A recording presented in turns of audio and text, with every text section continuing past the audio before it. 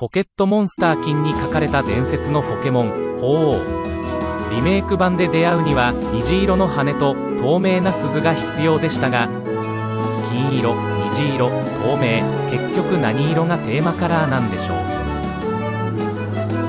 鳳凰の色にまつわるバックグラウンドを考察してみました。日本語だとどの図鑑テキストも七色の翼、羽と書いてますね。英語圏では虹色は6色という感覚だそうですが、セブンカラーともレインボーカラーとも書かれてます。一方、虹が5色のドイツではカラフルと意訳されてます。ルビサファのテキストを読む限り、いわゆる構造色によって羽が七色に見えるようです。構造色はクジャクの羽や CD のあの虹色のやつです。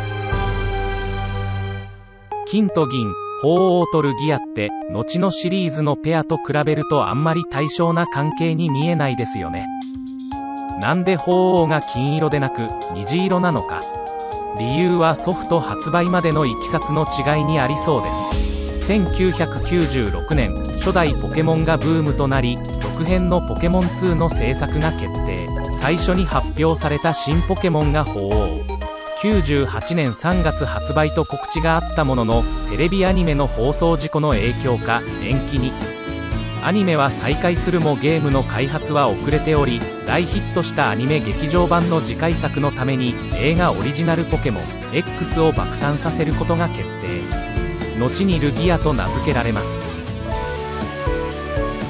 ゲームフリークの増田さんは自身のブログでゲームにルギアを入れることについて苦労したと語っていました。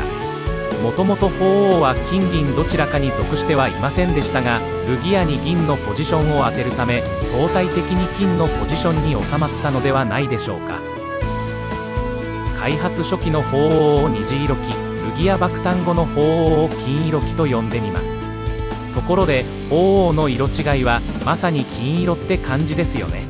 ただし開発初期はゲームボーイカラーもまだ存在せず、色違いの概念はありませんでした。金の配色を意識したとすれば開発後期の金色機になってからと考えられます。透明な鈴はクリスタルで初登場。携帯電話などの電波発信の電子部品に使われる水晶は交流電圧をかけると共振する性質を持ち、透明な鈴のモチーフと言えるかもしれません。透明な鈴はもともと水君と出会うべく鈴の塔へ入るためのキーアイテムでした。ところがリメイク版で虹色の羽との重要度が逆転。オメガルビーではついに虹色の羽が不要になります。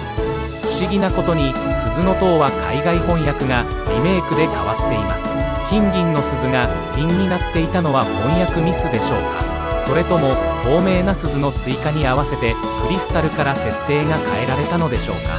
透明な鈴追加後の鳳凰を透明機としてみます。劇場アニメ「君に決めた」でテレビアニメ初期の物語がリブートされることにより虹色機の鳳凰が再び描かれました。鳳凰詩を要約してみると、虹色から銀色のルギア追加のため金色化、透明な鈴を追加した透明機、それぞれ鈴がベル、銀と別の意味を持っていたとして、では虹色機の鈴はどのような意味を与えられていたか。私は鈴、青金という仮説を提唱してみます。ここからは全く根拠のない妄想です。話半分で聞いてくださいね。金、銀、銅、鈴、鉄には和名という別の呼び方があり、伝統工芸が扱う五金と呼ばれています。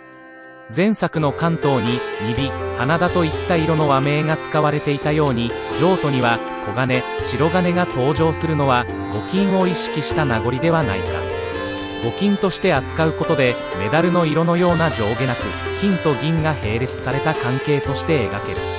和名の頭、赤き青白黒はモデルとなった伝承上の鳳凰の持つ五色、五行の配色に相当。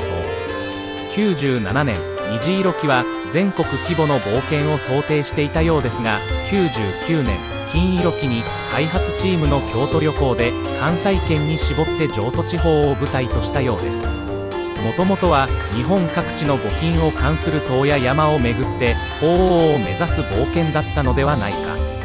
そのうちの青金に相当するのが鈴の塔であり、名残としてティンの翻訳が残ったのではないか。製品版へ作り直す中で設定が形骸化した募金のバックグラウンドはリメイクで見直され、ベルの鈴に統一されていったというのが仮説になります。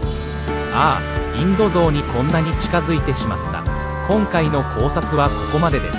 ご視聴ありがとうございました。インド像を深追いするな。